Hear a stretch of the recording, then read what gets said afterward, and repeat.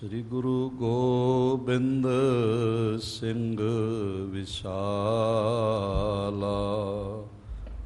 ਧਰੋਂ ਧਰਾ ਪਰ ਪੁਨ ਪੁਨ ਸੀਸਾ ਜੀ ਪੁਨ ਬੰਦੋਂ ਬਾਰ ਬਾਰ ਜਗਦੀ ਜਾ ਮੈਂ ਅੰਮ੍ਰਿਤ ਗਿਆਨ ਹੈ ਮਾਣਕ ਭਗਤ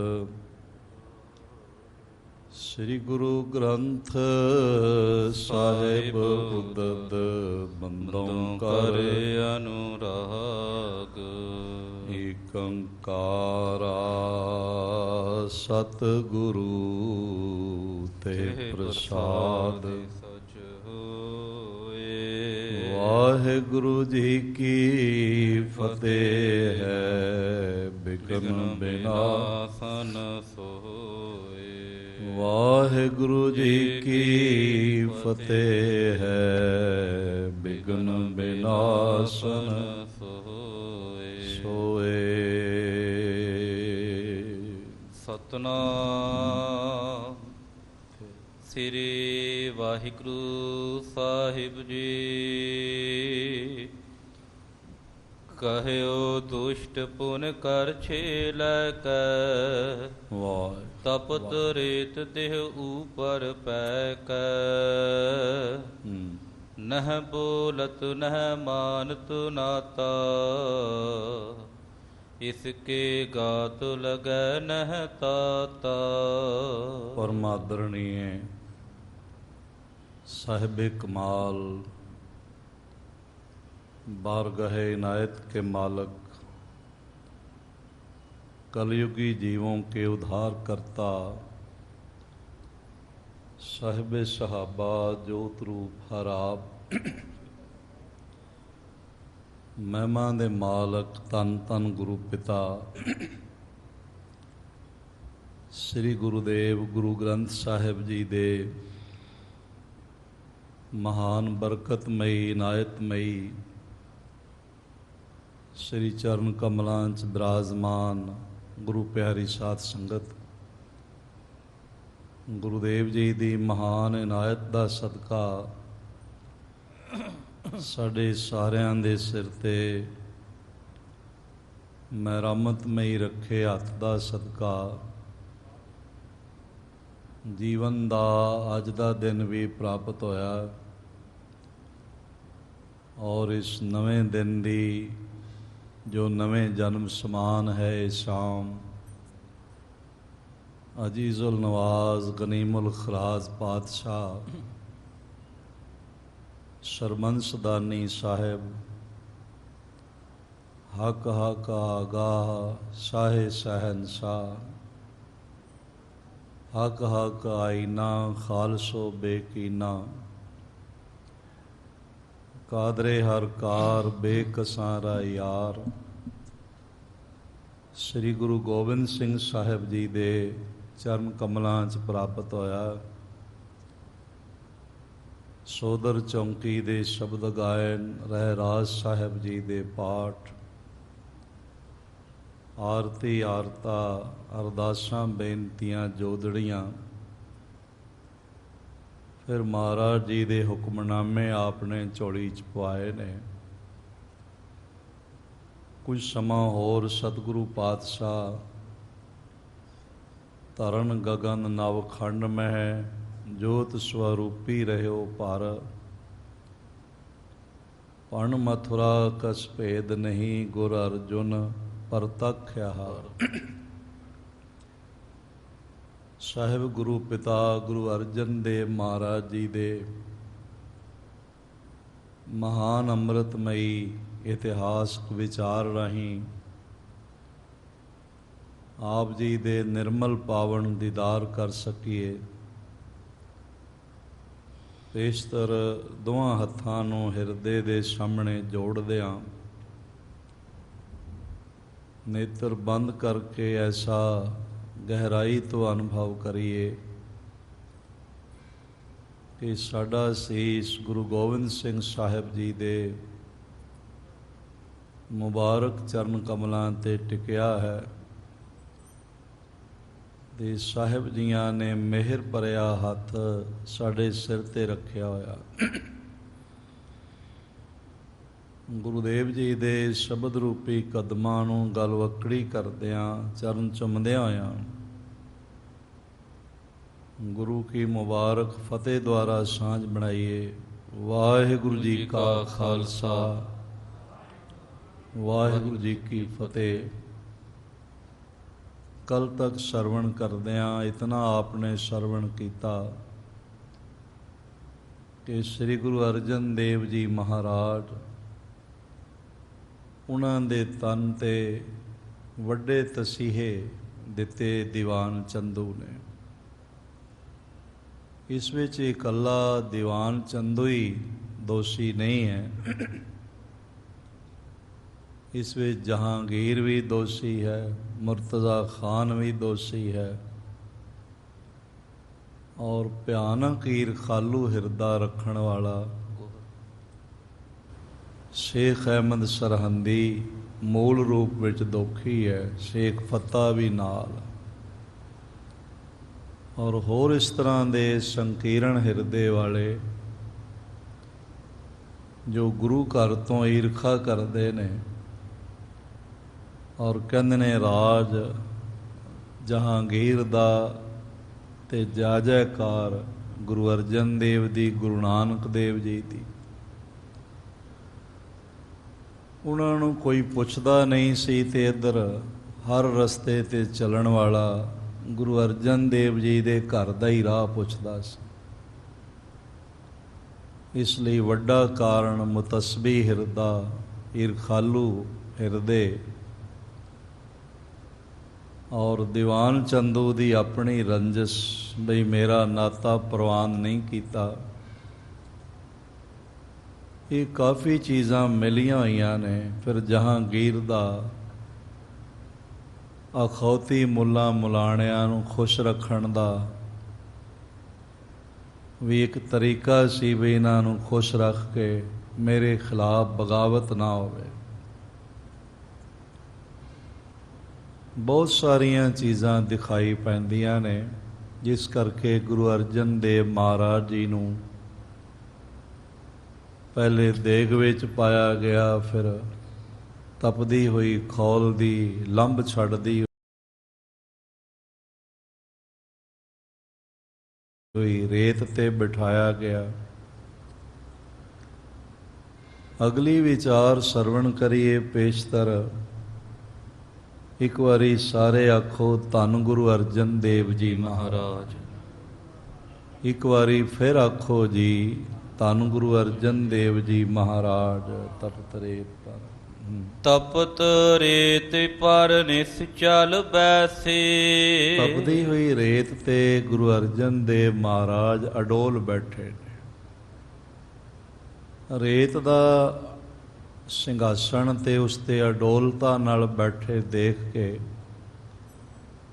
ਬਹੁਤਿਆਂ ਨੂੰ ਇਹ ਲੱਗਦਾ ਹੈ ਵੀ ਅਗਨ ਨੇ ਆਪਣਾ ਸੁਭਾਅ ਬਦਲ ਲਿਆ, ਜੈਸੇ ਪ੍ਰਹਿਲਾਦ ਜੀ ਵੇਲੇ ਬਦਲਿਆ। ਉਸ ਦੀ ਸਕੀ ਭੂਆ ਹੋਲਿਕਾ ਜਲ ਗਈ ਤੇ ਪ੍ਰਹਿਲਾਦ ਨਾ ਜਲੇ। ਜਲ ਅਗਨੀ ਵਿੱਚ ਕੱਤਿਆ, ਜਲੇ ਨਾ ਡੂਬੈ ਗੁਰ ਪ੍ਰਸਾਦ। ਇਹ ਕੌਤਕ ਵਰਤੇ ਨੇ। ਕਬੀਰ ਜੀ ਨੂੰ ਗੰਗਾ ਵਿੱਚ ਡੋਬਣਾ ਚਾਹਿਆ। ਗੰਗ ਗੁਸਾਇਨ ਗਹਿਰ ਗੰਭੀਰ, ਜੰਜੀਰ ਬਾਂਧ ਕਰ ਖਰੇ ਕਬੀਰ। गंगा की लहर मेरी टूटी जंजीर, मृगशाला पर बैठे कबीर। नामदेव जी दी गऊ जिंदा कीती परमात्मा ने। ऐसियां कुछ इतिहासक कुछ भगतां दे जीवन दियां गाथावां मिलदियां। प्रहलाद दी राखी प्रभु ने आप कीती। नामदेव जी दा मंदिर फेर दिता। ਉਹਨਾਂ ਘਟਨਾਵਾਂ ਨੂੰ ਵਿਚਾਰਦਿਆਂ ਤੇ ਮੱਦੇ ਨਜ਼ਰ ਰੱਖਦਿਆਂ ਹੋਇਆਂ ਲੋਕਾਂ ਸੋਚਿਆ ਬਈ ਦੇਗ ਵਿੱਚ ਉਬਲਦਿਆਂ ਲੋਹ ਤੇ ਰੇਤ ਉੱਤੇ ਬੈਠਿਆਂ ਅੱਗ ਨੇ ਆਪਣਾ ਸੁਭਾਅ ਬਦਲ ਲਿਆ। ਸਤਿਗੁਰੂ ਜੀ ਦੀ ਮਹਾਨਤਾ ਹੋਰ ਵੀ ਵੱਡੀ ਹੈ, ਹੋਰ ਵੀ ਵਡਿਆਈ ਹੈ। ਭਾਵੇਂ ਭਗਤਾਂ ਦੀ ਮਹਾਨਤਾ ਕੋਈ ਘੱਟ ਨਹੀਂ। ਇਹ ਨਾਮ ਦੀ ਵਡਿਆਈ ਹੈ। ਪਟਨਾ ਸਾਹਿਬ ਜੀ ਦੇ ਨਾਲ ਹੀ ਹੈ। ਮਸਾਂ ਹੀ ਗੰਗਾ ਪਾਰ ਕਰਦਿਆਂ ਮਸਾਂ ਹੀ ਕੋਈ 8-9 ਕਿਲੋਮੀਟਰ ਹੋਵੇਗਾ। ਹਰੀ ਹਰ ਖੇਤਰ, ਜਿੱਥੇ ਇੱਕ ਤੰਦੂਏ ਤੋਂ ਪਾਰ ਬ੍ਰਹਮ ਪਰਮੇਸ਼ਰ ਨੇ ਹਾਥੀ ਨੂੰ ਬਚਾਇਆ ਸੀ, ਨਾਲ ਹੀ ਹੈ ਉਹ ਥਾਂ। ਦਾਸ ਜਾ ਕੇ ਦਰਸ਼ਨ ਕਰਕੇ ਆਇਆ। ਪੰਚ ਬੇਣੀ, ਪੰਜ ਧਾਰਾਵਾਂ ਦਾ ਮਿਲਾਪ ਹੈ। ਜਬ ਹੀ ਸ਼ਰਨ ਗਹੀ ਕਿਰਪਾ ਨਿਧ, ਗਜ ਗ੍ਰਾਹ ਤੇ ਛੂਟਾ। ਮਹਿਮਾ ਨਾਮ ਕਹਾਂ ਲਓ ਬਰਨੋ, ਰਾਮ ਕਹਿਤ ਬੰਧਨ ਤੇ ਟੂਟਾ। ਉਹਨਾਂ ਦੀ ਵਡਿਆਈ ਹੈ, ਨਾਮ ਦੀ ਵਡਿਆਈ ਹੈ, ਘੱਟ ਵਡਿਆਈ ਨਹੀਂ ਹੈ। ਪਰ ਸ੍ਰੀ ਗੁਰੂ ਅਰਜਨ ਦੇਵ ਮਹਾਰਾਜ ਦੀ ਵਡਿਆਈ ਸਭ ਤੋਂ ਜ਼ਿਆਦਾ। ਉਹਨਾਂ ਵਰਗੀ ਵਡਿਆਈ ਹੋਰ ਕੋਈ ਦਿਖਾਈ ਨਹੀਂ ਪੈਂਦੀ। ਉਹਨਾਂ ਨੇ ਆਪਣੇ ਤਨ ਤੇ ਇਹ ਇੰਤਹਾਈ ਜ਼ੁਲਮ ਬਰਦਾਸ਼ਤ ਕੀਤੇ ਤੇ ਫਿਰ ਵੀ ਸ਼ੁਕਰਾਨੇ 'ਚ ਰਹੇ। ਉਲਾਹਣੋ ਮੈਂ ਕਾਹੂ ਨਾ ਦਿਓ, ਮਨ ਮੀਠ ਤੁਹਾਰੋ ਕੀਓ। ਉਹਨਾਂ ਹਰ ਦੁੱਖ ਖਿੜੇ ਮੱਥੇ ਮੁਸਕਰਾਉਂਦਿਆਂ ਹੋਇਆਂ, ਆਨੰਦਿਤ ਰਹਿੰਦਿਆਂ ਹੋਇਆਂ ਸਿਆ ਤੇ ਸ਼ੁਕਰਾਨੇ ਵਿੱਚ ਰਹੇ। ਇਸ ਲਈ ਗੁਰੂ ਅਰਜਨ ਦੇਵ ਸਾਹਿਬ ਜੀ ਦੀ ਵਡਿਆਈ ਸਾਰੇ ਜਗਤ ਵਿੱਚ ਸਭ ਤੋਂ ਉੱਤੇ ਹੈ। ਲੋਕਾਂ ਨੇ ਐਸਾ ਮਹਿਸੂਸ ਕੀਤਾ ਹੋਵੇਗਾ ਬਈ ਅੱਗ ਨੇ ਆਪਣਾ ਸੁਭਾਅ ਬਦਲ ਲਿਆ। ਤਪਤ ਰੇਤ ਪਰ ਨਿਸ਼ਚਲ ਬੈਸੇ, ਮੁਖ ਤੇ ਮ੍ਰਿਦ ਆਸਣ ਪਰ ਜੈਸੇ। ਸੁਖ ਤੇ ਮ੍ਰਿਦ ਆਸਣ ਪਰ ਜੈਸੇ। ਜਿਵੇਂ ਕੋਈ ਮ੍ਰਿਦੁਲ ਬੜੇ ਕੋਮਲ ਆਸਣ ਤੇ ਆਰਾਮ ਨਾਲ ਬੈਠਾ ਹੁੰਦਾ ਹੈ, ਇਸ ਤਰ੍ਹਾਂ ਸਾਹਿਬ ਰੇਤ ਦੇ ਸੜਦੇ ਹੋਏ ਢੇਰ ਤੇ ਬਿਰਾਜਮਾਨ। ਅੱਗੋਂ ਸਰਵਣ ਕਰੀਏ ਪੇਸ਼ਤਰ, ਸਾਰੇ ਆਖੋ ਧੰਨ ਗੁਰੂ ਅਰਜਨ ਦੇਵ ਜੀ ਮਹਾਰਾਜ।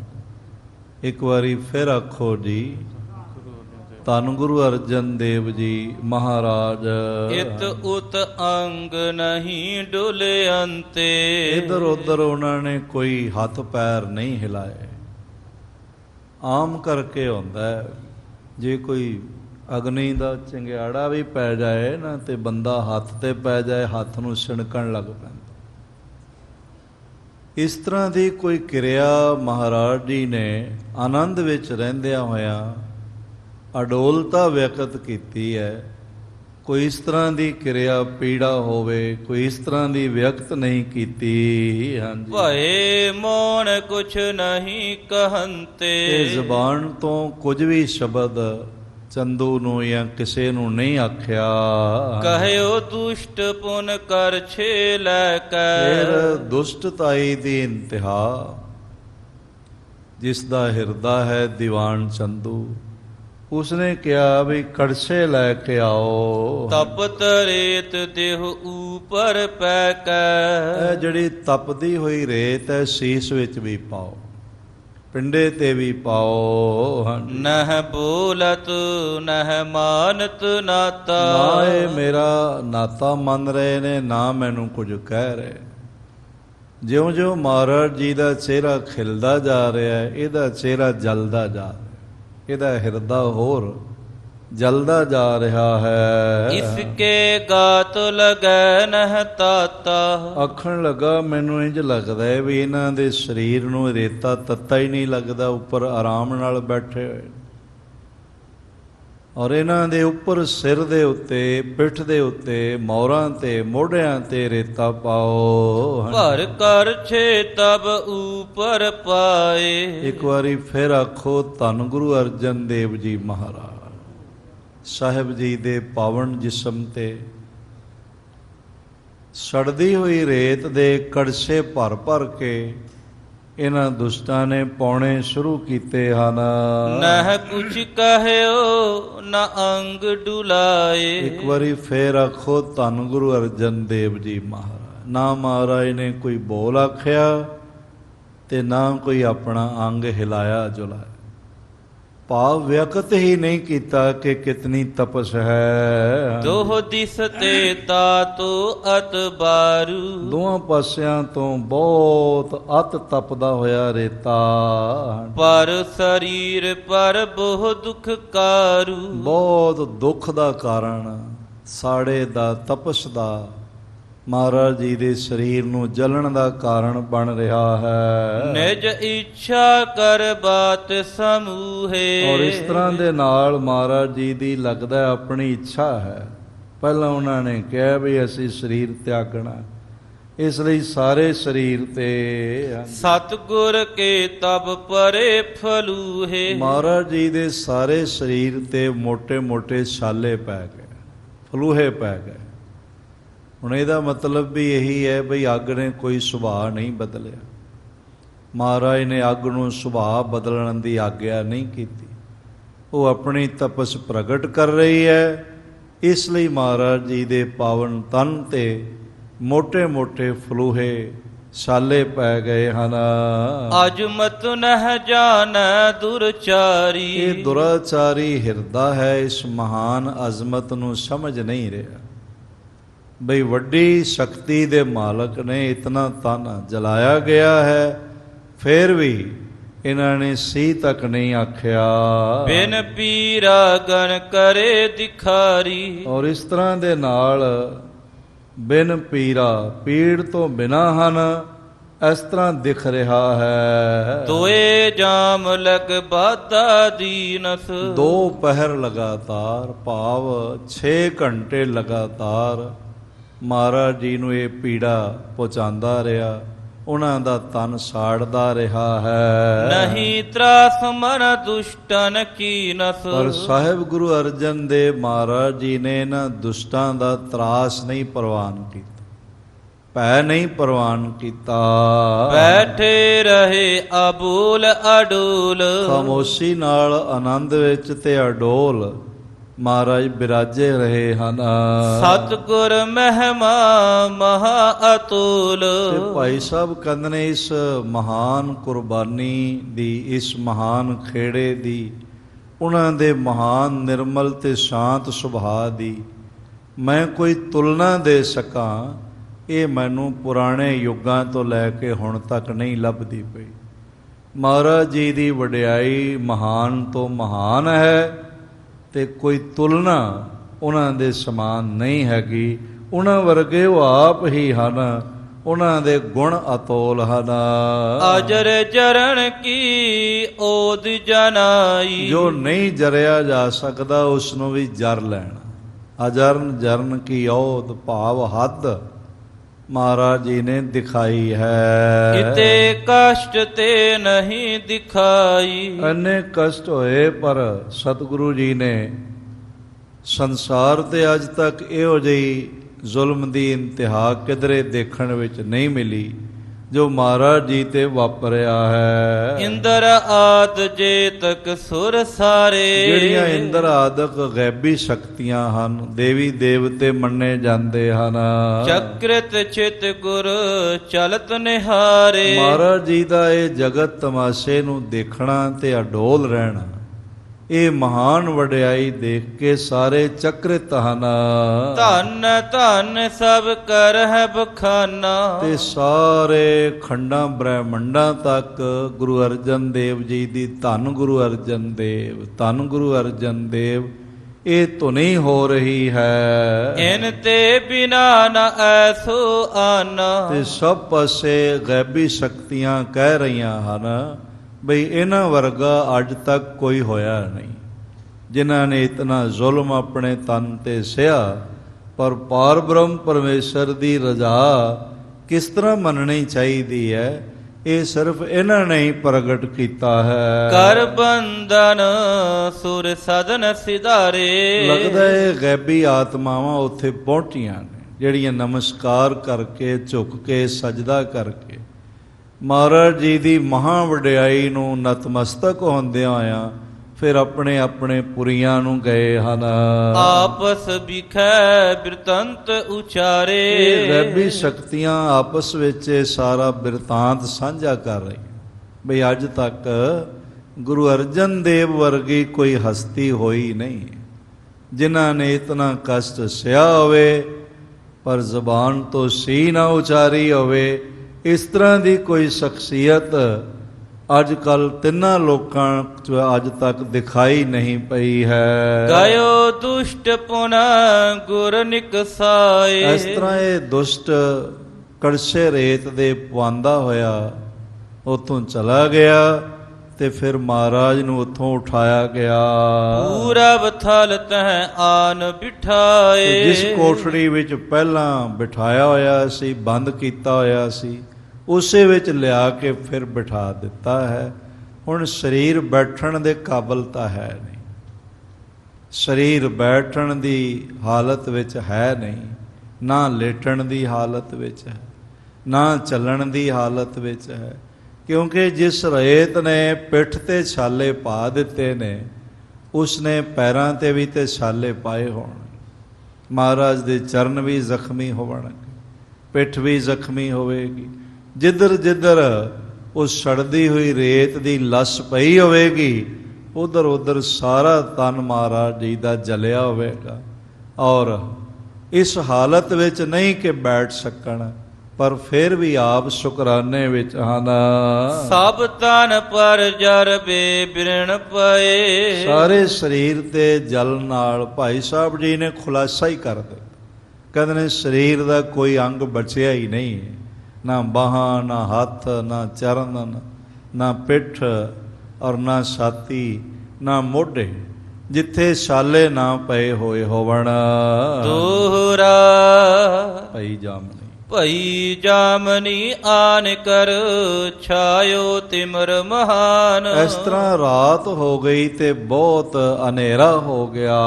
ਖਰ ਭਰ ਪਰ ਵਿਸਾਲ ਤਬ ਜੇ ਜਗ ਅਜਮਤਵਾਨ। ਜਿਹੜੇ ਜਗਤ ਤੇ ਵੀ ਕੁਝ ਰੱਬੀ ਸ਼ਕਤੀ ਰੱਖਣ ਵਾਲੇ ਜਾਂ ਯੋਗ ਸ਼ਕਤੀ ਰੱਖਣ ਵਾਲੇ ਜਾਂ ਹੋਰ ਇਸ ਤਰ੍ਹਾਂ ਦੇ ਲੋਕ ਸਨ, ਉਹਨਾਂ ਦੇ ਹਿਰਦਿਆਂ 'ਚ ਖਲਬਲੀ ਮਚ ਗਈ ਕਿ ਬਹੁਤ ਵੱਡਾ ਇੰਤਹਾਈ ਜ਼ੁਲਮ ਹੋ ਰਿਹਾ ਹੈ। ਜੋ ਪਈ ਚਲ ਆਇਓ ਤਬ ਗੋਰਖਨਾਥ। ਭਾਈ ਸਾਹਿਬ ਲਿਖਦੇ ਨੇ ਉਸ ਵੇਲੇ ਯੋਗੀਆਂ ਦਾ ਸਿਰਮੌਰ ਯੋਗੀ ਗੋਰਖਨਾਥ ਮਹਾਰਾਜ ਜੀ ਦੇ ਹਾਜ਼ਰ ਹੋਇਆ ਹੈ। ਸਿੱਧ 84 ਲੈ ਕਰ ਸਾਥ। 84 ਸਿੱਧਾਂ ਨੂੰ ਵੀ ਉਹ ਨਾਲ ਲਿਆਇਆ ਹੈ। ਮੁਰਸ਼ਿਦ ਕੀ ਨ ਸਿਪਾਹੀ ਸਾਰੇ।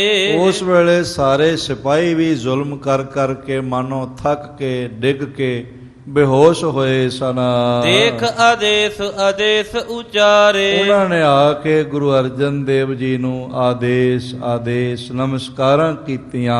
ਸਨਮੁਖ ਖੜੇ ਹੋਏ ਕਰ ਬੋਲਾ। ਉਹ ਗੋਰਖਨਾਥ ਯੋਗੀਆਂ ਸਮੇਤ ਆ ਕੇ ਸਾਹਮਣੇ ਖੜਾ ਹੋ ਕੇ ਕਹਿ ਰਿਹਾ ਹੈ। ਜਿਡ ਨਿਸਚਾ ਉਰ ਅਧਿਕ ਅਡੋਲਾ। ਜਿਸ ਗੁਰੂ ਪਾਤਸ਼ਾਹ ਜੀ ਦੇ ਹਿਰਦੇ ਵਿੱਚ ਨਿਸ਼ਚਾ ਬਹੁਤ ਹੈ ਤੇ ਅਡੋਲ ਹੈ, ਉਹਨਾਂ ਦੇ ਸਾਹਮਣੇ ਇਹ ਸਾਹਮਣੇ ਖੜਾ ਹੋ ਕੇ ਕਹਿ ਰਿਹਾ ਹੈ। ਅਜਰ ਚਰਨ ਤੁਮ ਸਾਹਮਣੇ ਆਨ। ਇਹਨਾਂ ਨੇ ਨਮਸਕਾਰ ਕੀਤੀ, ਮਹਾਰਾਜ ਅਜਰ ਕਸ਼ਟ ਨੂੰ ਜਰਨ ਵਾਲਾ ਤੁਹਾਡੇ ਵਰਗਾ ਹੋਰ ਕੋਈ ਨਹੀਂ ਹੈ। ਫੇਰਤ ਸਗਰੇ ਭਏ ਹੈਰਾਨ।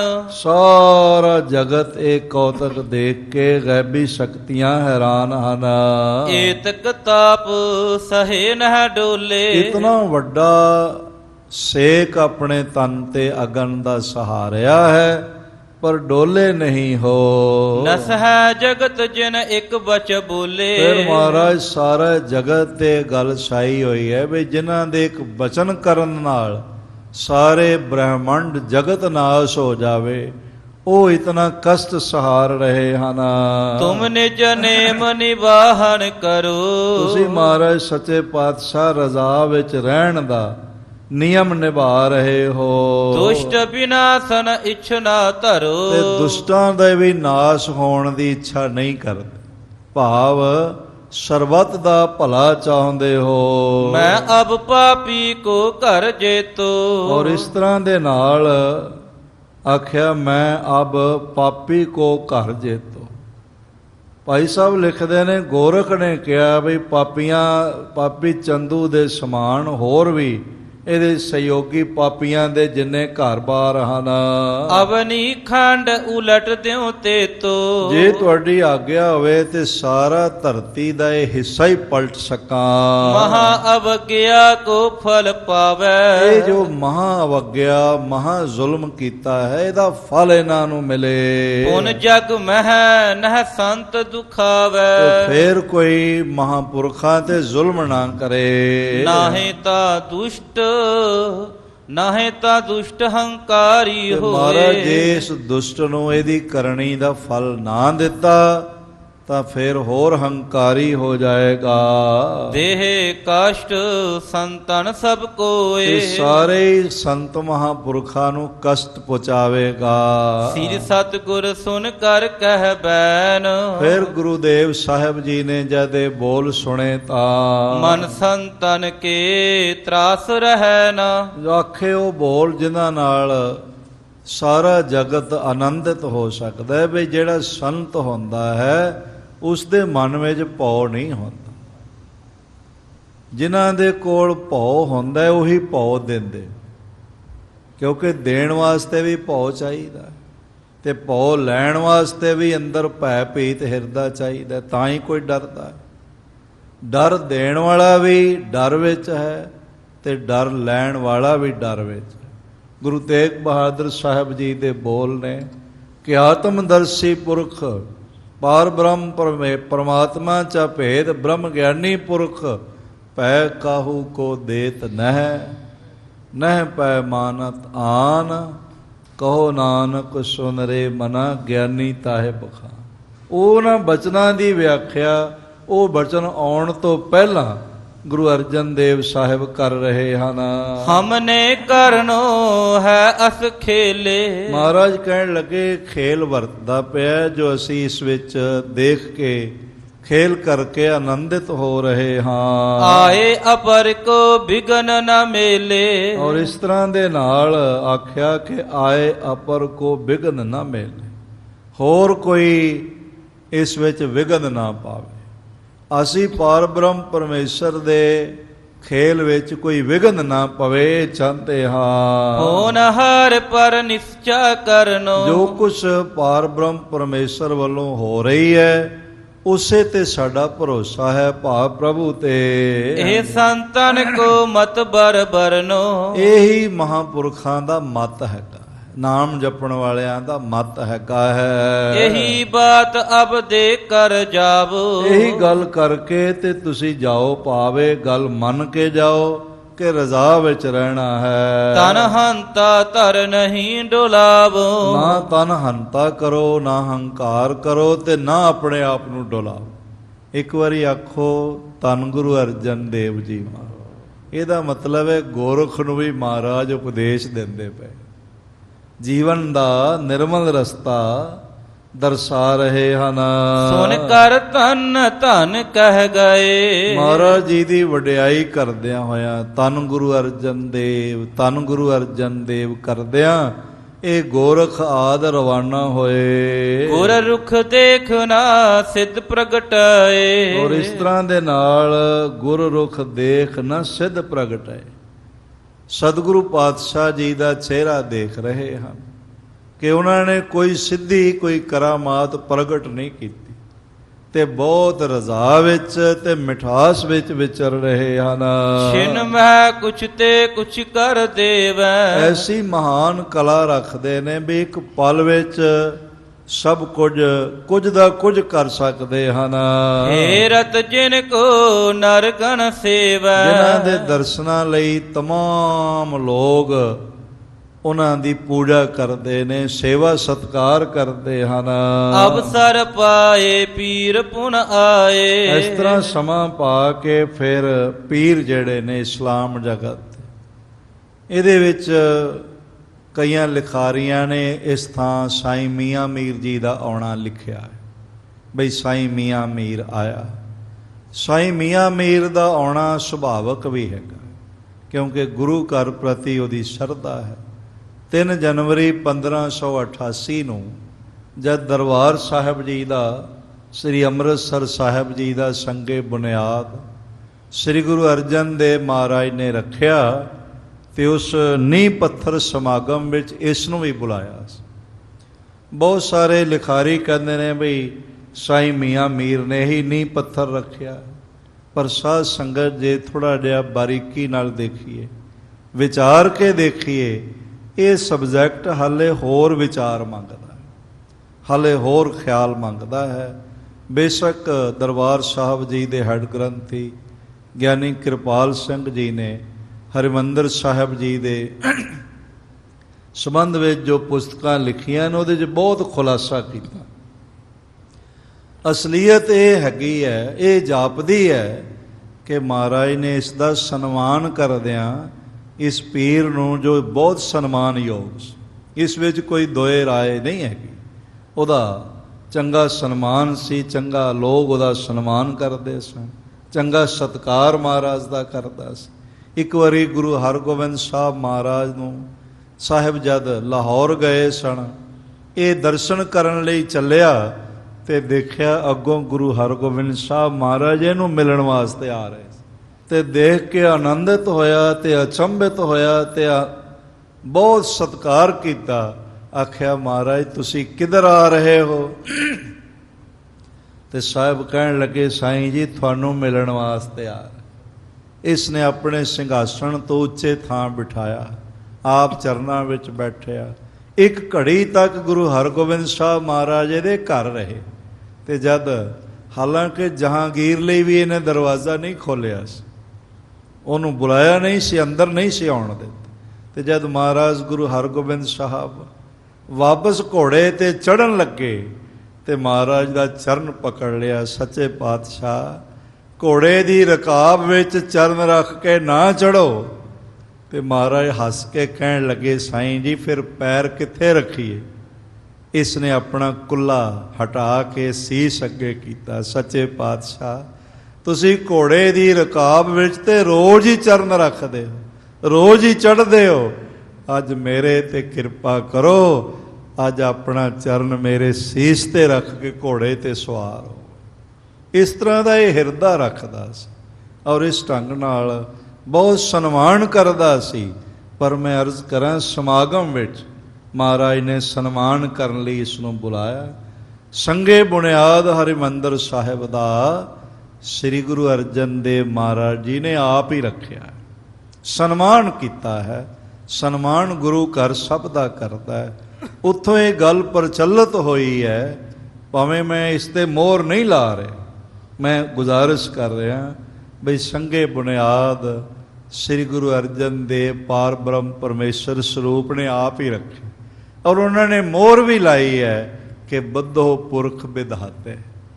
ਬੱਧੋ ਦਾ ਮਤਲਬ ਹੈ ਬੁਨਿਆਦ ਆਪ ਰੱਖੀ, ਪਾਰ ਬ੍ਰਹਮ ਪਰਮੇਸ਼ਰ ਨੇ, ਤੇ ਉਹ ਪਾਰ ਬ੍ਰਹਮ ਪਰਮੇਸ਼ਰ ਜੋਤ ਗੁਰੂ ਅਰਜਨ ਦੇਵ ਸਾਹਿਬ ਮਹਾਰਾਜ ਨੇ ਖੁਦ ਹਨ। ਖੈਰ ਇਹ ਸਬਜੈਕਟ ਹਾਲੇ ਹੋਰ ਖੋਜ ਮੰਗਦਾ ਹੈ। ਕੋਈ ਸਿੱਖ ਵਿਦਵਾਨਾਂ ਦੇ ਪੈਨਲ ਬੈਠਣ ਤੇ ਫਿਰ ਇਸ 'ਤੇ ਸਰਚ ਕਰਨ ਤੇ ਫਿਰ ਇਹ ਗੱਲ ਜਿਹੜੀ ਹੈ ਮੋਹਰ ਲੱਗ ਕੇ ਸਾਬਤ ਹੋ ਜਾਂਦੀ। ਖੈਰ ਮੁਕਤਸਰ ਮੈਂ ਅਰਜ਼ ਕਰਦਾ ਹਾਂ, ਇੱਥੇ ਸਾਈਂ ਮੀਆਂ ਮੀਰ ਜੀ ਦਾ ਆਉਣਾ ਵਿਦਵਾਨਾਂ ਨੇ ਬਹੁਤ ਥਾਈਂ ਲਿਖਿਆ ਹੈ। ਕਰਾਮਾਤਿ ਕਾਮਲ ਸਮੁਦਾਏ, ਜਿਹੜੇ ਕਰਾਮਾਤੀ ਸਣ, ਕਾਮਲ ਸਣ, ਉਹ ਬਹੁਤ ਸਾਰੇ ਇਕੱਠੇ ਹੋ ਕੇ ਸਾਈਂ ਮੀਆਂ ਮੀਰ ਜੀ ਦੀ ਅਗਵਾਈ ਵਿੱਚ ਆਏ ਹਨ। ਨਮੋ ਕਰੀ ਹੋਏ ਖਰੇ ਅਗਾਰੀ, ਉਹਨਾਂ ਨੇ ਵੀ ਮਹਾਰਾਜ ਜੀ ਦੇ ਸਾਹਮਣੇ ਖੜੇ ਹੋ ਕੇ ਹੱਥ ਜੋੜ ਕੇ ਸਜਦਾ ਕੀਤਾ, ਆਪਣੇ ਢੰਗ ਨਾਲ ਮੁਜਰਾ ਕੀਤਾ। ਜੋ ਫਰਸੀ ਸਲਾਮ ਹੁੰਦਾ ਉਹਨੂੰ ਮੁਜਰਾ ਕਹਿੰਦੇ, ਉਸ ਢੰਗ ਨਾਲ ਫਰਸੀ ਸਲਾਮ ਕੀਤਾ ਤੇ ਮਹਾਰਾਜ ਜੀ ਨੂੰ ਸਜਦਾ ਰਤ ਹੋਏ ਅੱਗੇ ਖੜੇ ਹੋ ਕੇ। ਕਿਉਂ ਤੁਮ ਸਹੋ ਕਸ਼ਟ ਤਨ ਭਾਰੀ, ਹੇ ਗੁਰੂ ਅਰਜਨ ਦੇਵ ਮਹਾਰਾਜ ਕਿਉਂ ਤੁਸੀਂ ਭਾਰੀ ਕਸ਼ਟ ਆਪਣੇ ਤਨ ਤੇ ਸਹਿ ਰਹੇ ਹੋ? ਹਤ ਹੈ ਦੁਸ਼ਟ ਕੋ ਬਿਲਮ ਨ ਲਾਵੈ, ਸਾਨੂੰ ਆਗਿਆ ਕਰੋ ਇਸ ਦੁਸ਼ਟ ਨੂੰ ਖਤਮ ਕਰ ਦੇਈਏ ਤੇ ਇੱਕ ਪਲ ਵੀ ਨਾ ਲੱਗੇ। ਆਗਿਆ ਤਨਕ ਆਪ ਕੀ ਪਾਵੈ, ਆਪ ਜੀ ਦੀ ਬਸ ਆਗਿਆ ਹੋਵੇ ਤੇ ਇਹਨਾਂ ਨੂੰ ਨੇਸ ਤੋਂ ਨਾਬੂਦ ਕਰ ਸਕਦੇ ਹਾਂ। ਸਭ ਕੋ ਸਾਦਰ ਬਾਕ ਉਚਾਰੇ, ਸਾਰਿਆਂ ਨੂੰ ਇਹ ਸਾਦਰ ਬੋਲ, ਸਨਮਾਨ ਸਹਿ ਤੇ ਬੋਲ ਗੁਰੂ ਅਰਜਨ ਦੇਵ ਸਾਹਿਬ ਜੀ ਪ੍ਰਤੀ ਆਖੇ ਹਨ। ਕਿਉ ਤੁਮ ਨਾਨਾ ਦ੍ਰਿਸ਼ਟ ਨਿਹਾਰੇ। ਤੇ ਮਹਾਰਾਜ ਕਹਿਣ ਲੱਗੇ, ਸਾਈਂ ਜਨੋ ਕਿਉਂ ਤੁਸੀਂ ਵੱਖਰੀ ਵੱਖਰੀ ਦ੍ਰਿਸ਼ਟੀ ਨਾਲ ਦੇਖਦੇ ਪਏ ਹੋ? ਪਰਮਾਤਮਾ ਨੂੰ ਤੇ ਜਗਤ ਨੂੰ ਕਿਉਂ ਅਲੱਗ-ਅਲੱਗ ਦੇਖ ਰਹੇ ਹੋ? ਏਕ ਆਤਮਾ ਪੂਰਨ ਸੱਚ। ਇਹ ਪੂਰਨ ਸੱਚ ਹੈ ਕਿ ਸਾਰਿਆਂ ਵਿੱਚ ਇੱਕੋ ਹੀ ਆਤਮਾ, ਤੇ ਉਹ ਆਤਮਾ ਪਰਮਾਤਮਾ ਦਾ ਅੰਸ਼ ਹੈ। ਕਹੋ ਕਬੀਰ ਹਮ ਰਾਮ ਕੀ ਅੰਸ਼।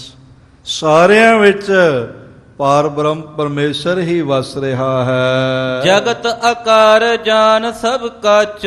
ਬਾਕੀ ਜਿਹੜਾ ਜਗਤ ਦਾ ਆਕਾਰ ਹੈ ਉਹ ਮਰਨ ਧਰਮਾ ਹੈ, ਕੱਚਾ ਹੈ। ਪਾਰ ਬ੍ਰਹਮ ਪਰਮੇਸ਼ਰ ਦਾ ਅੰਸ਼ ਸੱਚਾ ਹੈ, ਸਭ ਵਿੱਚ ਹੈ, ਤੇ ਜਗਤ ਆਉਣਾ ਜਾਣਾ ਹੈ। ਹਮਰੇ ਤਨ ਤਿਆਗਨ ਮਹਿ ਐਸੇ।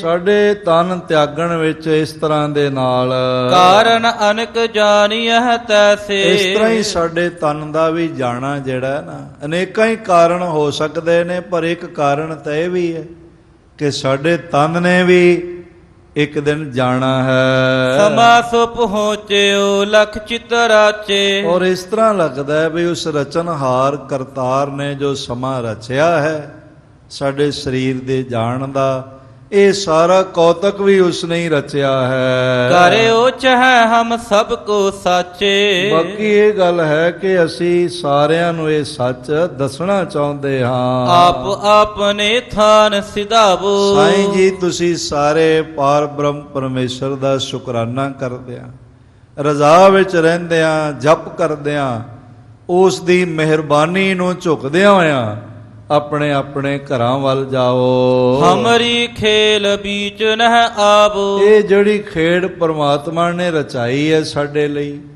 ਅਸੀਂ ਇਸ ਵਿੱਚ ਕੋਈ ਦਖਲ ਨਹੀਂ ਦੇਣਾ ਚਾਹੁੰਦੇ, ਕੋਈ ਮੁਦਾਖਲਤ ਨਹੀਂ ਕਰਨਾ ਚਾਹੁੰਦੇ।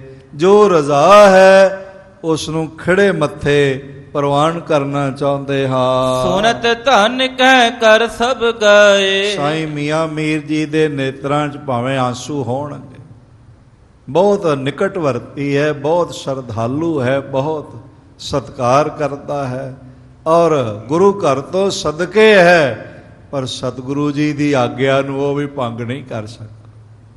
ਮਹਾਰਾਜ ਸੱਚੇ ਪਾਤਸ਼ਾਹ ਜੀ ਤੋਂ ਬਚਨ ਸੁਣ ਕੇ ਫਿਰ ਧੰਨ ਧੰਨ ਕਹਿ ਕੇ ਸਾਰੇ ਰਵਾਨਾ ਹੋਏ ਹਨ।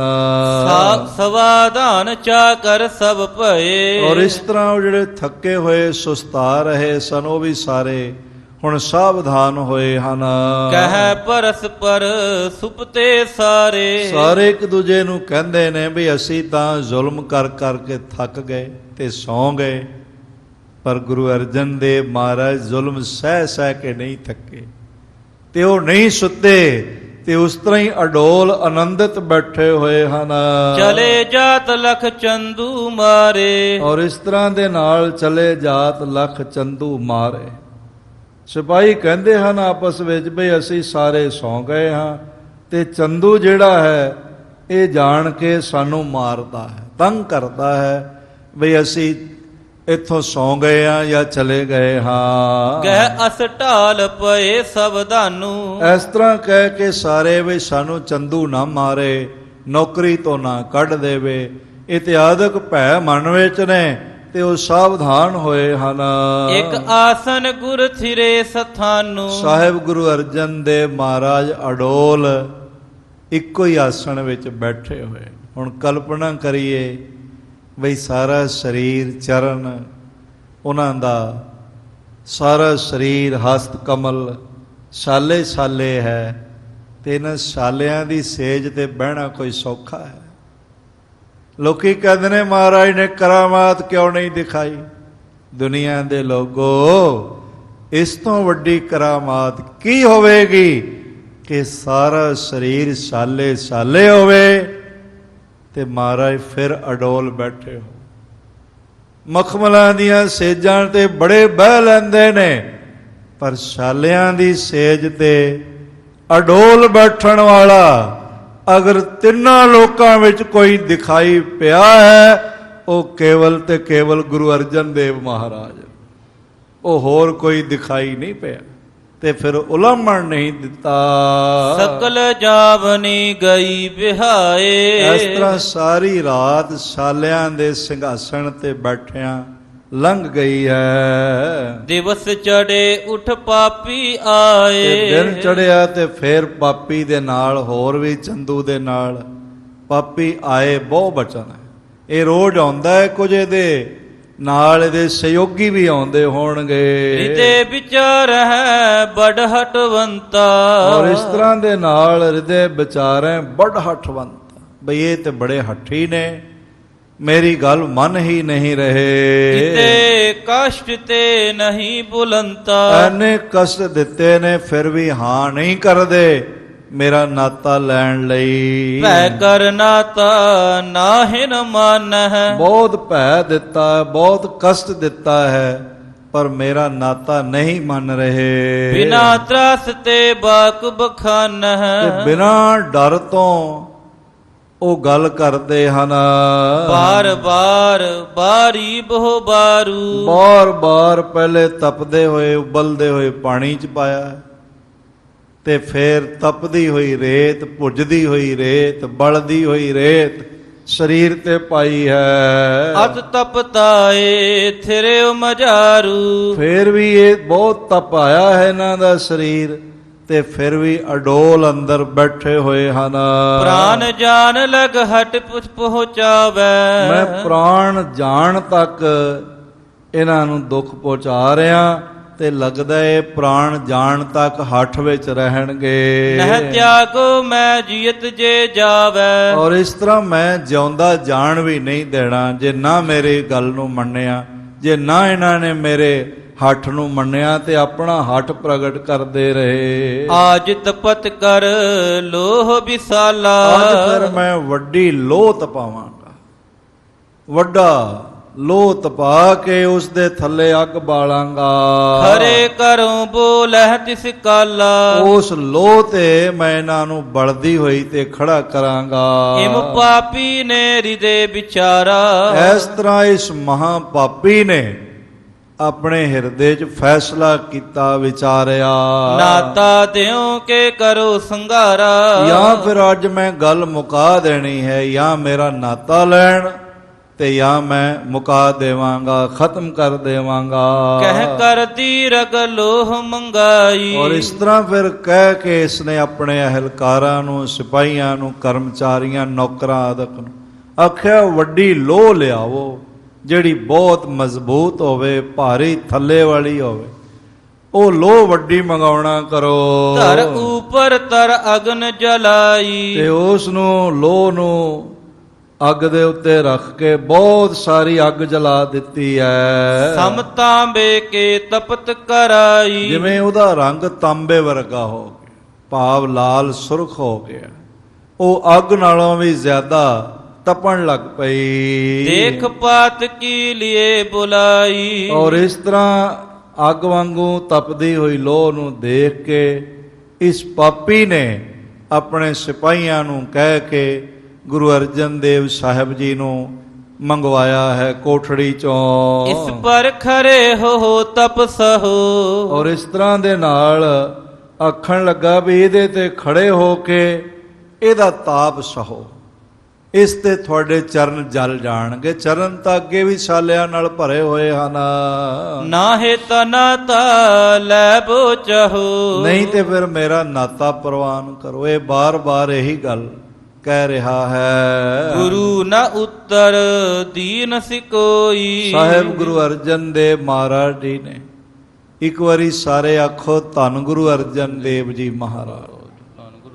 ਅੱਜ ਉਹਨਾਂ ਦੀ ਸ਼ਹਾਦਤ ਨੂੰ ਨਤਮਸਤਕ ਹੁੰਦਿਆਂ ਹੋਇਆਂ ਤਖਤ ਸ੍ਰੀ ਹਰਿਮੰਦਰ ਜੀ ਪਟਨਾ ਸਾਹਿਬ ਦੇ ਸਾਰੇ ਹੀ ਪ੍ਰਬੰਧਕਾਂ ਨੇ ਮਿਲ ਕੇ ਸ੍ਰੀ ਅਖੰਡ ਪਾਠ ਸਾਹਿਬ ਆਰੰਭ ਕਰਾਏ। ਅੱਜ ਉਹਨਾਂ ਦੀ ਯਾਦ ਵਿੱਚ ਉਹਨਾਂ ਨੂੰ ਨਤਮਸਤਕ ਹੁੰਦਿਆਂ ਹੋਇਆਂ, ਸਿੱਖ ਦਾ ਗੁਰੂ ਨੂੰ ਨਤਮਸਤਕ ਹੋਣਾ ਕੀ ਹੈ? ਬੰਦਗੀ ਕਰਨੀ। ਮੱਥਾ ਟੇਕਣਾ ਕੀ ਹੈ? ਕੀਰਤਨ ਸੁਣਨਾ, ਬਾਣੀ ਪੜ੍ਹਨੀ, ਜਾਪ ਕਰਨਾ। ਤਾਂ ਮੱਥਾ ਟੇਕਿਆ ਸਫਲ ਹੁੰਦਾ।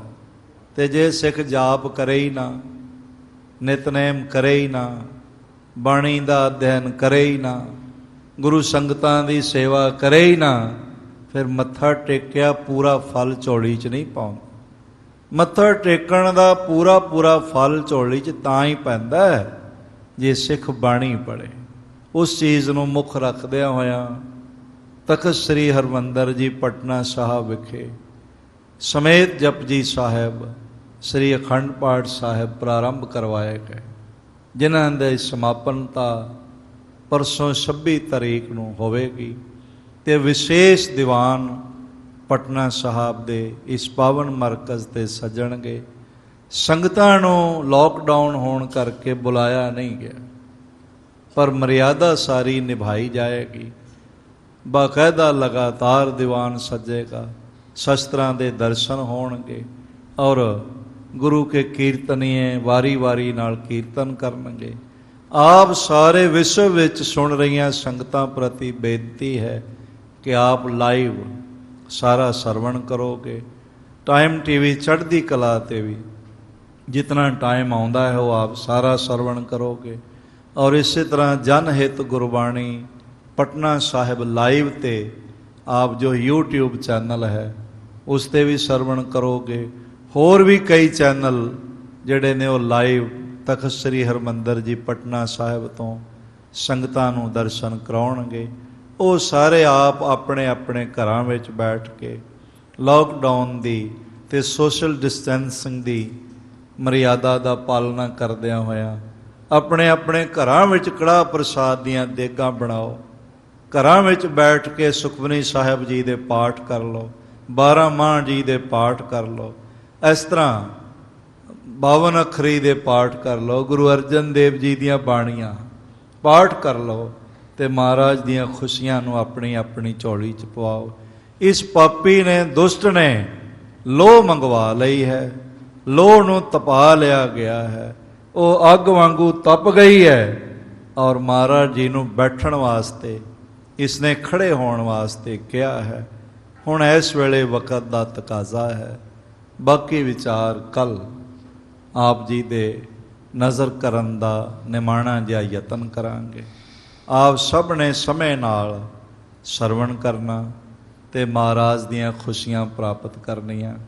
ਇਸ ਕਰੋਨਾ ਦੀ ਮਹਾਮਾਰੀ ਸਮੇਂ ਤਖਤ ਸ੍ਰੀ ਹਰਿਮੰਦਰ ਜੀ ਪਟਨਾ ਸਾਹਿਬ ਜੀ ਦੇ ਪ੍ਰਬੰਧ ਵੱਲੋਂ ਲੋੜਵੰਦਾਂ ਦੀ ਔਰ ਇਸ ਤਰ੍ਹਾਂ ਪ੍ਰਭਾਵਿਤ ਸੰਕਰਮਿਤ ਲੋਕਾਂ ਦੀ ਸੇਵਾ ਲਈ ਅਨੇਕਾਂ ਹੀ ਕਦਮ ਉਠਾਏ ਗਏ ਹਨ।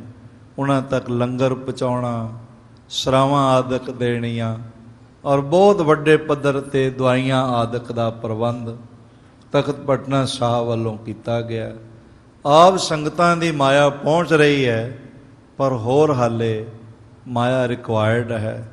ਇਸ ਲਈ ਆਪਣਾ ਦਸਵੰਧ ਭਾਵੇਂ ਐਡਵਾਂਸ ਵਿੱਚ ਭੇਜਣਾ ਪਵੇ, ਮਹਾਰਾਜ ਜੀ ਦੇ ਚਰਨ ਕਮਲਾਂ 'ਚ ਭੇਜ ਕੇ ਸਾਰੇ ਜਿਹੜੇ ਅਕਾਊਂਟਸ ਨੇ ਉਹ ਪਟਨਾ ਸਾਹਿਬ ਜੀ ਦੇ ਨਾਲ ਨਾਲ ਥੱਲੇ ਲਾਈਵ ਚੱਲਦੇ ਪਏ, ਉੱਥੋਂ ਆਪ ਉਹਨਾਂ ਦਾ IFSC ਕੋਡ ਵੀ ਲੈ ਸਕਦੇ ਹੋ ਔਰ ਜਿਹੜਾ ਅਕਾਊਂਟ ਤੁਹਾਨੂੰ ਸੁਟੇਬਲ ਹੋਵੇ ਉਸ ਵਿੱਚ ਆਪ ਆਪਣੀ ਮਾਇਆ ਜਮ੍ਹਾਂ ਕਰਾ ਕੇ ਤੇ ਉਹਦਾ ਸਕਰੀਨਸ਼ਾਟ ਸਾਨੂੰ ਭੇਜ ਸਕਦੇ ਹੋ। ਇਸ ਢੰਗ ਨਾਲ ਮਹਾਰਾਜ ਜੀ ਦੀਆਂ ਖੁਸ਼ੀਆਂ ਪ੍ਰਾਪਤ ਕਰੋ ਤੇ ਨਾਲੇ ਸਾਰੇ ਮਿਲ ਕੇ ਅਰਦਾਸ ਕਰੋ, ਜਗਤ ਜਲੰਦਾ ਰੱਖ ਲੈ ਆਪਣੀ ਕਿਰਪਾ ਧਾਰ, ਜਿਤ ਦੁਆਰੇ ਉਬਰੈ ਤਿਤੈ ਲਿਹੋ ਉਬਾਰ। ਸਤਿਗੁਰੂ ਜਗਤ ਜਲੰਦੇ ਦੀ ਰਾਖੀ ਕਰਨ, ਜਗਤ ਫੁਲਵਾੜੀ ਦੀ ਆਪ ਮਹਾਰਾਜ ਸਹਾਇਤਾ ਕਰਨ ਤੇ ਇਸ ਕਰੋਨਾ ਮਹਾਮਾਰੀ ਦਾ ਨਾਸ਼ ਹੋਵੇ। ਲੋਕਡਾਊਨ ਖੁੱਲ੍ਹ ਜਾਣ ਤੋਂ ਬਾਅਦ ਸਾਰਾ ਪੰਥ ਤਖਤ ਪਟਨਾ ਸਾਹਿਬ ਆ ਕੇ ਗੁਰੂ ਸਾਹਿਬ ਜੀ ਦਾ ਸ਼ੁਕਰਾਨਾ ਕਰੇਗਾ। ਵੱਡੇ ਸਮਾਗਮ ਰੱਖੇ ਜਾਣਗੇ, ਮਹਾਰਾਜ ਜੀ ਦੀਆਂ ਮਿਹਰਾਂ ਬਰਸਣਗੀਆਂ। ਆਓ ਸਾਰੇ ਮਿਲ ਕੇ ਹੁਣ ਆਪਣੇ ਲਈ ਤੇ ਸਰਬੱਤ ਦੇ ਭਲੇ ਲਈ 2-3 ਮਿੰਟ ਮਹਾਮੰਤਰ ਗੁਰਮੰਤਰ ਦੇ ਜਾਪ ਨਾਲ ਜੁੜੀਏ। ਵਾਹਿਗੁਰੂ ਵਾਹਿਗੁਰੂ ਵਾਹਿਗੁਰੂ ਵਾਹਿਗੁਰੂ ਵਾਹਿਗੁਰੂ ਵਾਹਿਗੁਰੂ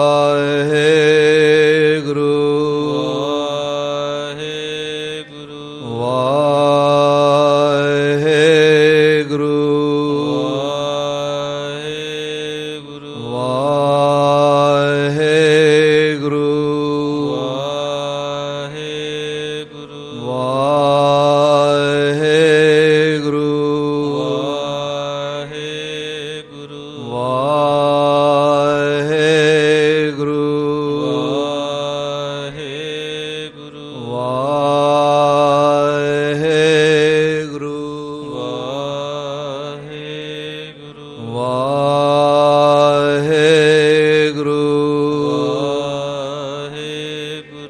ਵਾਹਿਗੁਰੂ ਵਾਹਿਗੁਰੂ ਵਾਹਿਗੁਰੂ ਵਾਹਿਗੁਰੂ